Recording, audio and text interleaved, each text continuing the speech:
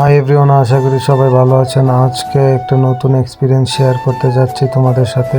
আমাদের অ্যাকোমোডেশনে একটি ছোট জিম রুম আছে, তো প্রতিদিনের মতো কাজ শেষ করে চলে যাচ্ছি জিম করার জন্য। জিমের রুমটা হচ্ছে 4 তলায়, তো আমি আমার রুম থেকে বের হয়ে চলে যাচ্ছি লিফট দিয়ে 4 তলায়। জিম করার জন্য আমার হ্যান্ড গ্লাভস এবং মামপট নিয়ে আমি চলে যাচ্ছি 4th ফ্লোরে। এবং আরেকটা বিষয় হচ্ছে, জিম করলে শুধু বডি না, আপনার মাইন্ডও ফ্রেশ থাকে। তো আমি প্রায় চলে আসছি, মনে হচ্ছে সবাই চলে আসছে। তো এখন আমি ভিতরে যাব। তো এসে দেখি সবাই সত্যি চলে আসছে। তো আমার রুমমেট সহ কিছু সিনিয়র ভাই আছে যাদের সাথে আমি সবসময় জিম করে থাকি এবং খুব একটা ভালো সময় তাদের সাথে কাটাই। আমার এই ভাইগুলো খুব ফ্রেন্ডলি এবং আমাকে খুব ভালোবাসেন।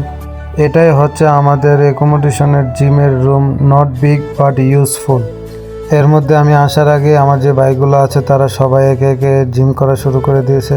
এখানে আমার যে সিনিয়র ভাইগুলো আছে সবাই, আমরা যারা এখানে জুনিয়র আছে, আমাদেরকে অনেক সাপোর্ট করে। আজকে শুধু ওয়ার্কআউট না, বন্ডিং টাইমও ছিল ভাইদের সাথে।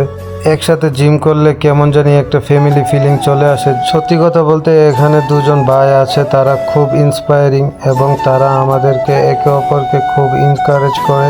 That's how real progress happens. একসাথে জিম করলে মনের মধ্যে আনন্দ থাকে এবং কি আগ্রহ জাগে জিম করার। তোমাদের যদি কখনো মন খারাপ লাগে, শরীর অলস লাগে, তাহলে আমি বলবো জিম করার জন্য। তো প্রতিদিনের মতো আমি ভাইদের দেখানো যে জিমগুলো আছে সেগুলো একটা একটা করে করতে থাকি।